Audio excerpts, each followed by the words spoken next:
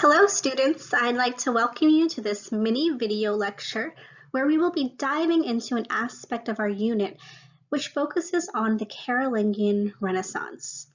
In this discussion, we will be focusing on the Carolingian preservation and pursuit of knowledge.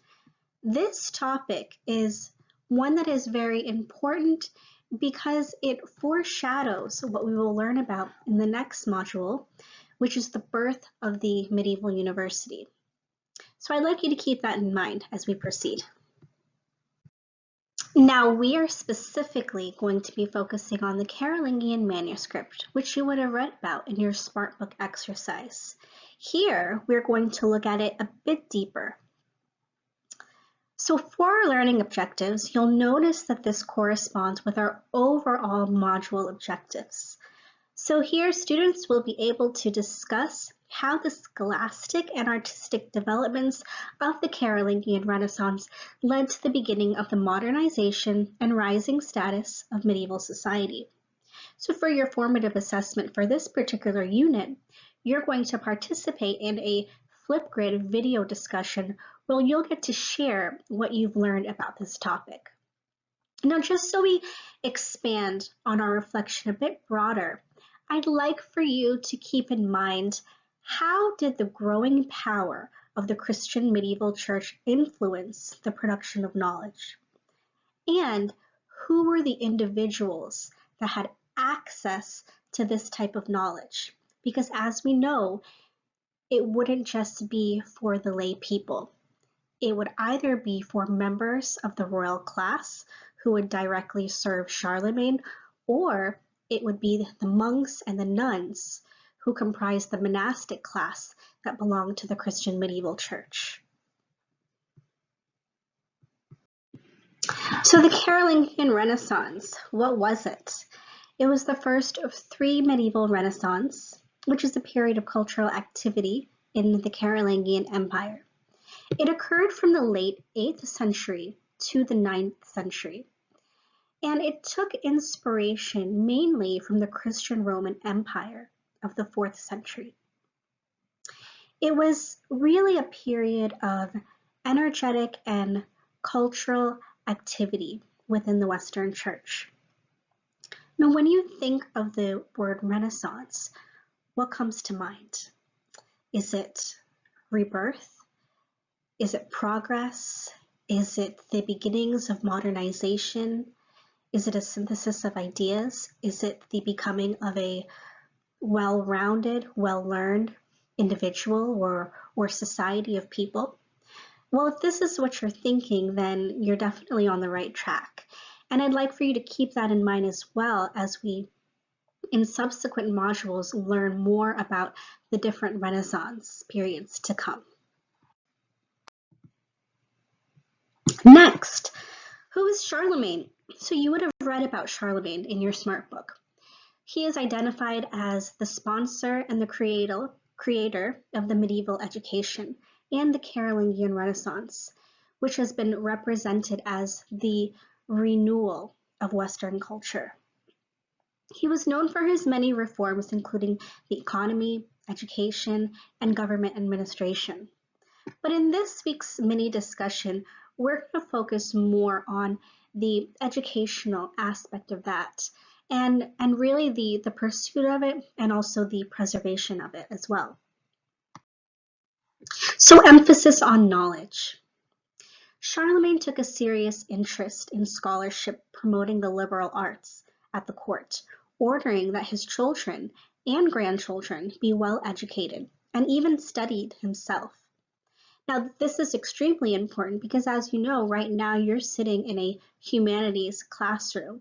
So what we're really finding here is this very well may have been the inception of a sort of liberal arts curriculum that we'll see in the next chapter really took shape in the medieval university. But as you know, this type of education was highly religious in nature. So the literary and cultural revival were mostly limited to a small group of the court, the literati, which referred to well-educated scholarly people and intellectuals who were interested in written works. Carolingians believed in the moral regeneration of society.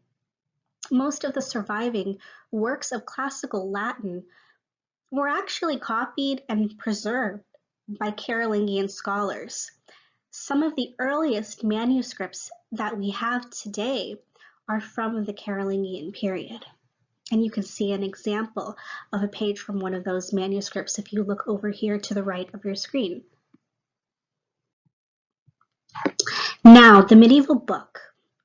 So we all know what a book is, but what does that look like in medieval culture? Now, what you may not know is that the Middle Ages was a great era of book production. Carolingian books were created for and by monks and clerics because the lay people could not read. So if you recall that question that I asked in the beginning of this little discussion of who had access to this knowledge, well, now we know it definitely wasn't the lay people because they would have been illiterate. So this religious knowledge would have been passed on to the lay people by way of interpretation from the monastic community, and all this commissioned by Charlemagne and by the church. Now, in the Carolingian era, books were prepared in bound form as opposed to its earlier predecessor, which was the continuous scroll. So this is sort of monumental because if we look at the modern book today, we really see that it took shape in what we know it to be during the medieval period. And again, just keep in mind that all of this is now still foreshadowing the birth of the industrial era, the modern printing press, so all of this came before that. Illuminated manuscripts. Now, illuminated manuscripts were handwritten on parchment paper of sheepskin or vellum, which was calfskin.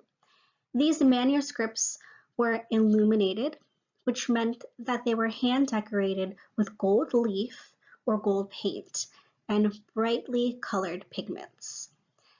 Each opening letter of the manuscript was historiated. So what this meant was that it was an embellished narrative representation according to the subject matter of the text. Now, of course, we would have had the Bible, there would have been the Gospels, there would have been liturgical texts, which are texts that are used in the performance of religious study and worship.